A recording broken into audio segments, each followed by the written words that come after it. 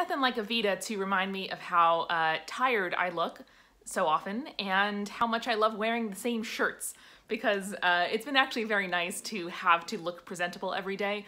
Otherwise, working from home, I would just wear my extremely comfortable pajamas all day long. But it's good to like do my hair, put on a little makeup, and I am really taken by like the idea of a capsule wardrobe, because I just want to wear this denim shirt or a t-shirt every single day of my life. Speaking of which, I am talking today about some of my favorite ways to self-soothe when I am feeling particularly anxious. And so I deal with two kind of mental health things. One's anxiety, where your brain kind of goes into overdrive and you worry about the things that are going on in such a way that it like distracts you from what you should be thinking about in a way that's like obsessive, and that is disproportionate to the importance of the thing. But also depression, which is a lot trickier and a lot, in my experience, harder to pull myself out of.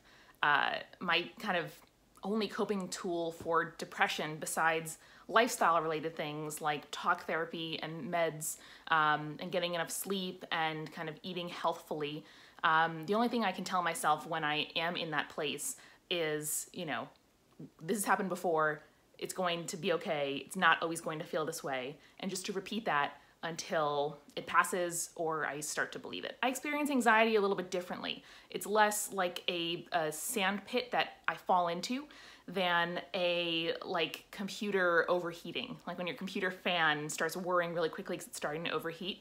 You know, if I'm particularly tired or vulnerable or worried or you know, stressed out, I am more likely to kind of tip over into that anxious place. But it's not all consuming necessarily. I have found some ways to try to pull myself out of it. So first and foremost is distraction. If I can afford to watch a really good TV show or to play Pokemon on my Game Boy SP, or to talk to people, that is a really good way of pulling my inner monologue out of itself. And I'm not trapped in that like tornado of thought because I'm having to focus on something else.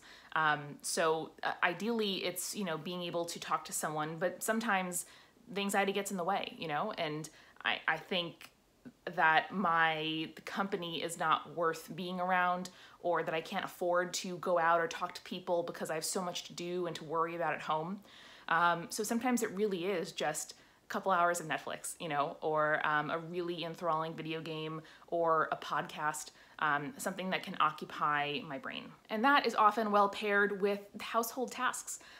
So especially when I'm home, if it's late at night, if it's early in the morning, if it's on a weekend day where I have nowhere to be for a few hours, for some reason that is like a catnip for my mental illness problems, where they're like, ooh, we have some time where it's nothing but us. Let's, you know, worry, or get really sad, or really cynical. So knowing that I can distract myself in a productive way that keeps me on my feet, that keeps my hands occupied, that helps tire me out, is really useful. I have this list in Evernote of household projects that I can do. So this is not really an option for depression related stuff, because I often find myself really like lacking in energy when that happens. That's one of the symptoms. But for anxiety, I'm hyped, you know, I'm hyper. I have too much energy. So doing things like scrubbing all of my stainless steel pots and pans is really useful, or cleaning my shower, like cleaning the grout and the tile on my shower, reorganizing my books, or dusting the things that don't need to get done every day to keep my apartment looking fine, but that I can do to keep myself feeling like, okay, I am, you know, being productive and doing something with my time while I listen to a podcast or sing along to a Broadway playlist. To be clear, that doesn't always work. You know, it's like once every 2 months that sort of thing happens, where I have the time and the energy and the like presence of mind to spend my time doing that instead of watching 3 seasons of Top Chef in one weekend,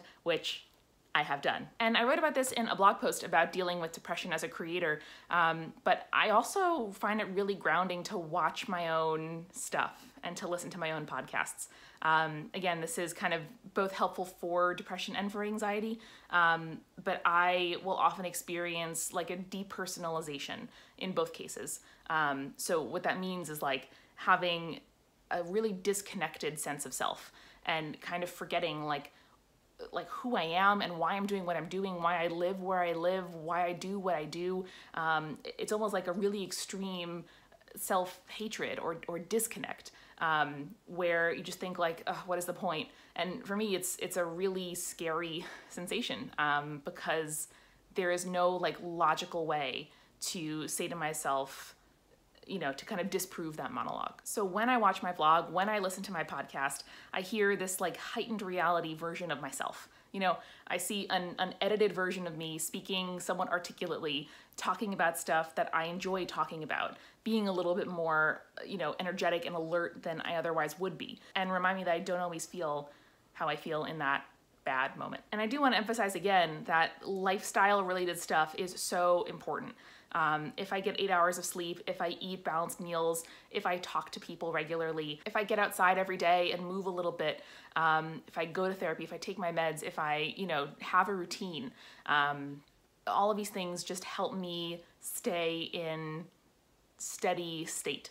And they help maximize the chance that I'll have a pretty smooth and good day. So I don't have it all figured out. I'm a little bit worried this video is like a grab bag of not much useful. But I had a day yesterday where instead of worrying about business stuff or hoping the day would be over or kicking myself for not making enough plans, I was able to just kind of putter around my house and have some TV on in the background, do some chores, and then wake up today feeling, you know, proud that I was able to deal with a like somewhat unsteady start to the day, a headache, and woke up feeling a little bit down, in a way that made my space look and feel a little bit better and warmer the next morning. Anyway, I hope that wasn't a bad video. It's the one I got for today. So thank you. I appreciate you watching. I really do. And I'll see you for more VEDO tomorrow.